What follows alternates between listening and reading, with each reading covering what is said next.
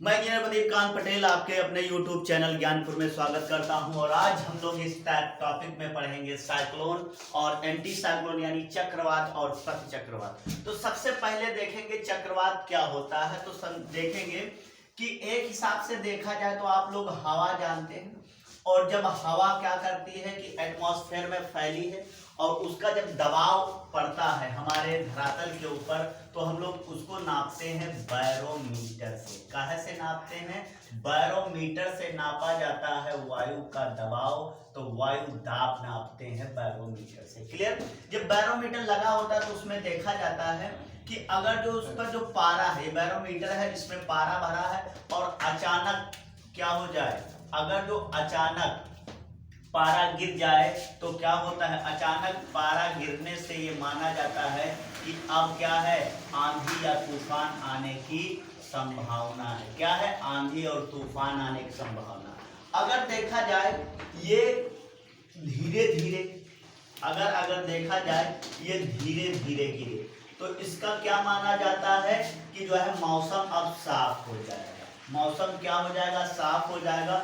और अगर देखा जाए कि पारा क्या करे, अचानक गिरे और इसके बाद क्या करे कि धीरे धीरे चढ़ना, धीरे धीरे बढ़ना शुरू हो जाए ऊपर की तरफ, तो है इसका माना जाता है कि अब क्या होगी, वर्षा होगी। क्लियर है बात? तो ये सारी चीजें पूछा जाता है कि वायु दाब किससे नापते हैं? बैरोमीटर। अचानक वायु दाब क्या है, अचानक बैरोमीटर का पारा डाउन हो जाता है, गिर जाता है सडनली, तो उससे आंधी तूफान होने की संभावनाएं हैं। और धीरे धीरे अगर गिरता है तो कहेंगे कि मौसम क्या रहेगा, साफ हो जाए रहेगा।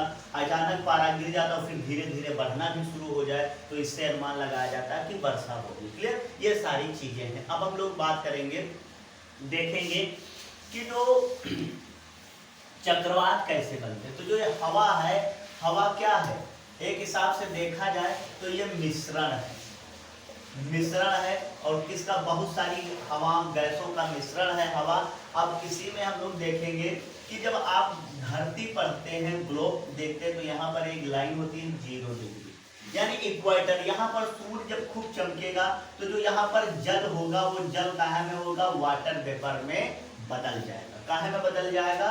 जल वाष्प में बदल जाएगा और ये क्या करेगा, ऊपर उठना शुरू हो जाएगा। जब बहुत ज्यादा यहाँ पर सूर्य क्या है, ग्रीष्म काल में अगर देखा जाए सूर्य चमकता है बहुत तेजी से और बहुत ज्यादा लार्ज अमाउंट में वाटर वेपर है, तो ये सब वाटर वेपर ऊपर की तरफ उठेगी। क्लियर? वाटर वेपर जब उठेगी तो यहाँ पर ये बहुत ज्यादा, जब यहाँ पर बहुत ज्यादा वाटर वेपर पहुंच रही तो यहाँ पर क्या हो जाएगा, हाई प्रेशर। जो भी चीजें हैं यहाँ से क्या उठ के ऊपर पहुंच रही तो सब ऊपर यहाँ पर बहुत ज्यादा दबाव होता चला जाएगा तो हाई प्रेशर क्रिएट होगा। जब ऊपर हाई प्रेशर, इसका मतलब क्या, यहाँ पर टेम्परेचर जाता है, वाटर वेपर ज्यादा बन रही, ऊपर जा रही, तो यहाँ पर हो जाएगा लो प्रेशर। क्लियर है बात? क्या हो जाएगा, लो प्रेशर रहेगा। धीरे धीरे जब यहाँ पर क्या है, सारी वाटर वेपर ऊपर, तो यहाँ स्थान खाली हो जाएगा, तो यही वाटर वेपर फिर लौट के आएगी। क्लियर? और यहाँ पर पहुंचेगी और फिर ये क्या करेगी, यहाँ पर फिलअप करने की कोशिश करेगी। तो अगर देखा जाए जब यहाँ पर फिलिप, तो यहाँ पर क्या है, लो प्रेशर है, अब यहाँ पर क्या है, हाई प्रेशर है। क्लियर? तो जब ये रिवर्स होगी तो इसी को कहेंगे प्रतिचक्रवात। इसको क्या कहेंगे, प्रतिचक्रवात। और ये प्रोसेस थी चक्रवात। यानी अगर देखा जाए तो चक्रवात क्या होते हैं कि जब उसके सेंटर में लो प्रेशर रहेगा, केंद्र में निम्न वायु दाब रहेगा और परिधि सर्कुम्फेरस पर हाई प्रेशर, ठीक, यानी कि उच्च वायु दाब होगा, तो इस कंडीशन को कहा जाएगा चक्रवात। क्लियर? जस्ट इसका रिवर्स अगर जो हम उल्टा देखेंगे, ठीक, तो क्या हो जाएगा, इसके केंद्र में उच्च वायु दाब होगा, हाई प्रेशर, और परिधि पर क्या हो जाएगा, लो प्रेशर, निम्न, तो ये हो जाएगा आपका प्रति चक्रवात। क्लियर है बात? अब दोनों तरह से समझेंगे जो चक्रवात होता है यहाँ पर, ठीक। और ये क्यों हुआ, क्योंकि जब यहाँ पर खूब ज्यादा सूर्य की रोशनी पड़ी, जलवाष्प ऊपर जा रहा है, तो क्या हुआ, यहाँ पर क्या है, ऊपर उठ रही है, और इसके बाद क्या रहता, जब स्थान खाली होता तो ऊपर वाली वायु नीचे आएगी, क्या करेगी, स्थान कवर करने, तो हवाएं राउंडर राउंड गोल गोल घूमना शुरू करती। इन्हीं को क्या कहा जाता है, चक्रवात कहा जाता है। क्लियर? आप समझेंगे हम लोग, जो आपसे पूछा जाए चक्रवात, कि चक्रवात जो है, चक्रवात के बारे में जब ये एक और क्वेश्चन ये बनता है कि देखेंगे ये दो तरह के होते हैं। अगर जो चक्रवात का प्रकार पूछा जाए तो ये दो प्रकार के होते हैं, क्लियर। एक होता है उष्णकटिबंधीय, क्या होता है, उष्णकटिबंधीय, ठीक। और दूसरा होता है आपका शीतोष्णकटिबंधीय, क्या होता है, शीतोष्ण यानी ट्रॉपिकल, और एक होता है सब टेम्परेट। दो पार्टों में बटा होता देखेंगे, थोड़ा मैप पर समझेंगे, यहाँ पर देखेंगे। आपको पता है कि यहाँ पर 0 डिग्री है और इसके बाद ये 23.5 डिग्री, ये है कर्क रेखा, ये है आपका भूमध्य रेखा। कौन सी रेखा है, भूमध्य रेखा है। तो यहाँ पर समझेंगे और फिर नीचे 23.5 और जाएंगे तो ये हो जाएगी मकर रेखा, क्लियर। तो ये tropical of cancer, equator and tropical of Capricorn, इनके बीच में जो ये वाला एरिया है ये है सब उष्णकटिबंधीय। कैसा है, उष्णकटिबंधीय है, क्लियर। अब अगर हम लोग ऊपर फिर बढ़े दोनों साइड में, तो अगर ये 66.5 डिग्री पर जाएंगे तो ये उत्तरी ध्रुव की तरफ बढ़ेंगे, क्या है, उत्तरी ध्रुव की तरफ, और ये बढ़ेंगे दक्षिणी ध्रुव की तरफ। अगर जो 66.5, तो ये वाला जो है ये रहता है दोनों साइड में, देखेंगे कैसा रहेगा, शीतोष्ण रहेगा, शीतोष्ण रहेगा। और जब पोल्स पर पहुंचेंगे तो ये आपका हो जाएगा, जैसे 90 डिग्री है, 90 डिग्री, तो ये दोनों तरफ क्या हो जाएगा, आपका शीत हो जाएगा, क्लियर है। अब देखेंगे तो जो चक्रवात अगर बात किया जाए 0 से 30 डिग्री के मध्य बनेंगे, ये कहलाएंगे उष्ण, क्या कहलाएंगे, उष्णकटिबंधीय, क्या कहलाएंगे, उष्णकटिबंधीय चक्रवात, क्या कहलाएंगे, उष्णकटिबंधीय चक्रवात। और जो अगर देखा जाए यहाँ पर दोनों साइड में, दोनों गोलार्धों की बात हो रही, 0 से 30 डिग्री दोनों गोलार्धों में चलेंगे। अब है 30 डिग्री के बीच, 30 से 60 या कहीं कहीं 65 डिग्री तक का ही इनका एरिया रहता। तो जब इस रीजन में चक्रवात बनेंगे तो इनको क्या कहा जाएगा, इनको कहा जाएगा शीतोष्ण कटिबंधीय, क्या कहेंगे, शीतोष्ण कटिबंधीय कहेंगे चक्रवात। ये दोनों साइड में जो है बात होगी, क्लियर है, दोनों गोलार्धों में। तो दो तरह के होते हैं, उष्णकटिबंधीय और शीतोष्ण। लेकिन सबसे ज्यादा अगर देखा जाए इंटेंसिटी कहां पर सबसे ज्यादा तेज होती, तीव्रता कहां पर होती है, तो ये यहां पर होती 0 से 30, और इसके बाद ये बढ़ना शुरू करेंगे जैसे जैसे उत्तर की तरफ, जो यहां पर हो जाए यहां पर तीव्रता थोड़ी कम होती, लेकिन यहां तीव्रता बहुत। और ये हमेशा जाके क्या होता है, जो पूर्वी तट रेखा होती है महाद्वीपों की, तो पूर्वी तट रेखा से टकराते हैं, क्लियर।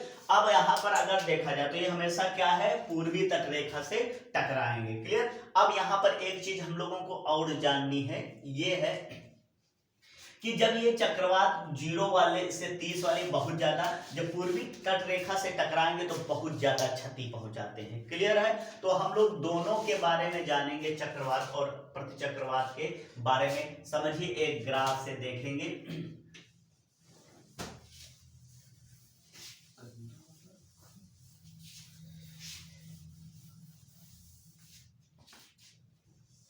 आप कंपेयर करके यहां पर नोट कर लेंगे, देखेंगे एक तरफ आप करेंगे चक्रवात और दूसरी तरफ आपका रहेगा प्रतिचक्रवात, ठीक। अब आपको बताया गया था इंटेंसिटी पर कि चक्रवात की इंटेंसिटी क्या रहती है, तो जो इंटेंसिटी है तीव्रता, जो चक्रवात होता है, ठीक, चक्रवात, ठीक, तो चक्रवात की जो तीव्रता होती, क्या होती है, तीव्रता।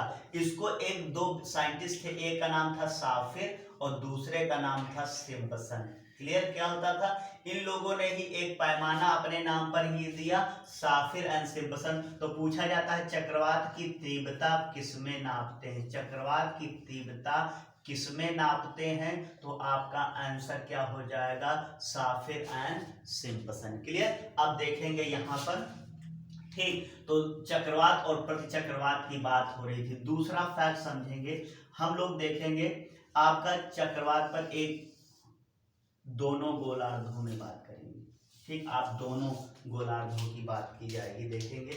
आपको बताया गया था चक्रवात में कि जिसके सेंटर में क्या रहेगा, आपका लो प्रेशर रहेगा और सर्कुम्फेरेंस पर क्या रहेगा, हाई प्रेशर, यानी कि उच्च वायुदाब, और ये हो जाएगा निम्न वायुदाब, क्लियर। तो ये आपका केंद्र है, सेंटर, और ये आपका क्या है, परिधि है, ठीक, ये दोनों साइड में होगा तो केंद्र में क्या हो जाएगा, लो प्रेशर, और सर्कुम्फेरेंस यानी परिधि पर क्या हो जाएगा, हाई प्रेशर।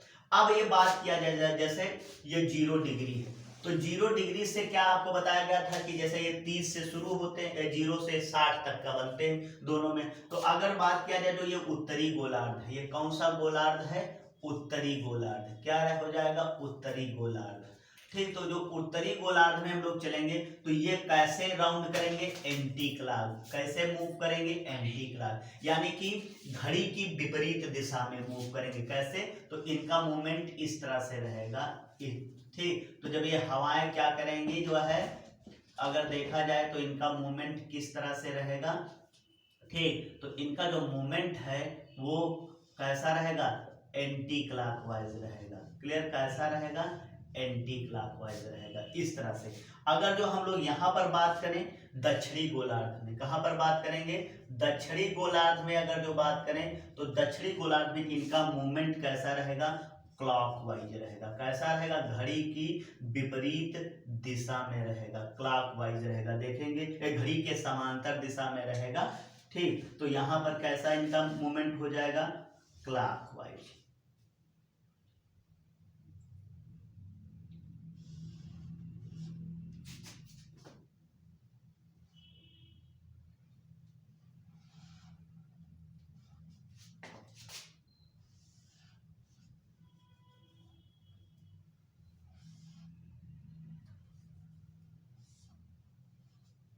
ठीक, इनका रह जाएगा क्लॉकवाइज, और यहाँ पर कैसा घूमेंगे, ये एंटी क्लॉकवाइज घूमेंगे। क्लियर, दोनों तरफ। यहाँ पर अब एंटी, ये तो बात हो गई साइक्लोन की, अब बात करेंगे एंटी साइक्लोन की। देखा जाएगा, अगर बात किया जाए तो इनके सेंटर में हाई प्रेशर हो जाएगा और परिधि पर क्या हो जाएगा, लो प्रेशर। ये दोनों तरह की बात होगी, तो हाई प्रेशर, लो प्रेशर। लेकिन अब देखेंगे उत्तरी गोलार्ध में चलेंगे, दोनों में अंतर। तो उत्तरी गोलार्ध में जब ये चलेंगे तो क्या कैसा हो जाएगा, यहाँ पर ये घूमेंगे क्लॉकवाइज। क्लियर, कैसा घूमेंगे, क्लॉकवाइज, जबकि यहाँ पर क्या रहेंगे, ये एंटी क्लॉक हो जाएगा। क्लियर है, दक्षिणी गोलार्ध में। तो अगर बात किया जाए यहाँ पर बात कैसी रहेगी, तो हम लोग बात करेंगे,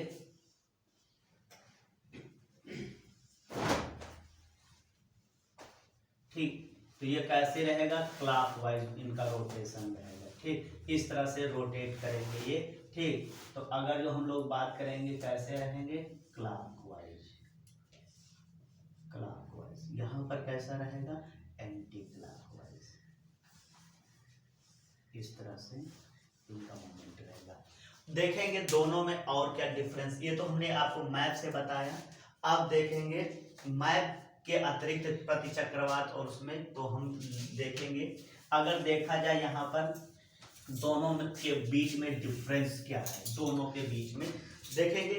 ये हमेशा क्या होता है कि समुद्र पर, इनका निर्माण कहाँ होता है, समुद्र पर। तो समुद्र से ये किसकी तरफ चलेंगे, थल की ओर चलेंगे, थल की ओर चलेंगे। क्लियर, और जबकि प्रतिचक्रवात क्या होता है, ये थल पर बनेंगे और थल से किसकी तरफ चलेंगे, समुद्र की ओर चलेंगे। किसकी ओर चलेंगे, समुद्र की ओर चलेंगे। तीसरा अगर पॉइंट देखा जाए, ये बहुत खतरनाक होते हैं। क्लियर, क्योंकि जैसे ही थल से टकराएंगे, जो भी रास्ते में आएगा तो हाई इंटेंसिटी होती, बहुत तीव्रता होती, नुकसान तो ये क्या है, खतरनाक होते हैं। क्लियर, और ये क्या होते हैं, ये जो खतरनाक नहीं होते हैं। ठीक, खतरनाक नहीं होते हैं। क्लियर है बात। अगर देखा जाए हमेशा, तो ये इनका जो सबसे ज्यादा प्रभाव रहता है वो जो है दक्षिण और पूर्व जो एशिया है, यानी प्रशांत महासागर में। तो प्रशांत महासागर में अगर देखा जाए, प्रशांत महासागर में, ठीक, क्या रहेगा, दक्षिण पूर्व, ठीक, दक्षिण पूर्व एशिया, एशिया क्षेत्र में इसका प्रभाव ज्यादा रहता है। क्लियर, ये हमेशा क्या रहता है कि जो महाद्वीप है उनके महाद्वीपों के पूर्वी तट से ज्यादा टकराते हैं, पूर्वी तट से टकराते हैं, तट से, ठीक, टकराते हैं। क्लियर, अब अगर जो हम लोग एग्जाम्पल देखें, ठीक, एग्जाम्पल अगर जो हम लोग देखें इसी में कि आपका, तो देखेंगे जैसे चक्रवात, तो चक्रवात कहाँ कहा जाता है? भारत में इनको क्या कहते हैं? चक्रवात कहते हैं। जब ये देखेंगे टाइफून, जब आप चाइना में जाएंगे तो चीन सागर, चीन सागर में इनको क्या कहा जाता है? सब अलग अलग नाम है देश के। तो टाइफून कहाँ कहा जाएगा? चीन सागर में। ठीक, दूसरी अगर तीसरा देखा जाए तो जो है हरिकेन, हरिकेन, ये हरिकेन इनको कहाँ कहा जाएगा? तो मैक्सिको की खाड़ी में, मैक्सिको की खाड़ी में क्या कहा जाएगा? इनको हरिकेन कहा जाएगा। और चौथा अगर देखा जाए टार्नेडो, क्या कहेंगे? टार्नेडो, क्या कहा जाएगा? टार्नेडो, ये आपका यूएसए यानी अमेरिका में कहा जाएगा इनको टार्नेडो। और देखेंगे फिर है बिली बिली, ठीक, बिली बिली, बिली बिली कहाँ कहेंगे? ऑस्ट्रेलिया में, क्या कहेंगे? ऑस्ट्रेलिया में। तो ये सब इनके नाम थे, कहाँ पर क्या बोला जाएगा। ठीक, और ये देखा जाएगा, ये हमेशा जो है, ये हमेशा क्या होता है कि पश्चिमी विक्षोभ की तरफ जो है, ये हमेशा क्या होता है? ये हमेशा पश्चिमी तट रेखा पर चलते हैं, पश्चिमी तट रेखा की तरफ, रेखा की तरफ चलेंगे। क्लियर? थल पर निर्माण होगा, समुद्र की तरफ जाएंगे। इसी वजह से इनका कोई खतरनाक थल से उठे और पहुंच गए समुद्र में, वहां कौन सा बस्ती उजड़ रही है, वहां कौन सा ह्यूमन बीइंग रह रहे हैं, तो कोई नुकसान नहीं। जबकि ये जब थल से टकराते हैं तो बहुत सा नुकसान करते हैं। इन्हीं को अगर देखा जाए चक्रवात कहा जाता है, इन्हीं को थंडर स्टॉर्म बोलते हैं। ये सारे इनके नाम हैं। क्लियर? तो दोनों में अंतर यही है कि ये हमेशा इनके केंद्र में क्या रहता है, अगर देखा जाए तो इनके जो है केंद्र में, चक्रवात के केंद्र में अगर जो हम लोग बात करें तो चक्रवात के केंद्र में क्या रहता है? निम्न दाब रहता है, निम्न दाब रहता है। जबकि तथा परिधि पर क्या रहता है? परिधि पर क्या रहता है? उच्च वायु दाब रहता है, उच्च वायु दाब रहता है। जबकि प्रति चक्रवात में क्या रहता है? प्रति चक्रवात में क्या रहता है कि केंद्र में उच्च वायु दाब होता है, उच्च वायु दाब होता है। ठीक, तथा उच्च वायु दाब होता तथा ठीक परिधि पर निम्न वायु दाब होता है, निम्न वायु दाब होता है। क्लियर? तो ये सारे कुछ महत्वपूर्ण जानकारी थी चक्रवात के बारे में। और आप लोग इस वीडियो को लाइक करें, शेयर करें। तब तक के लिए बहुत बहुत धन्यवाद।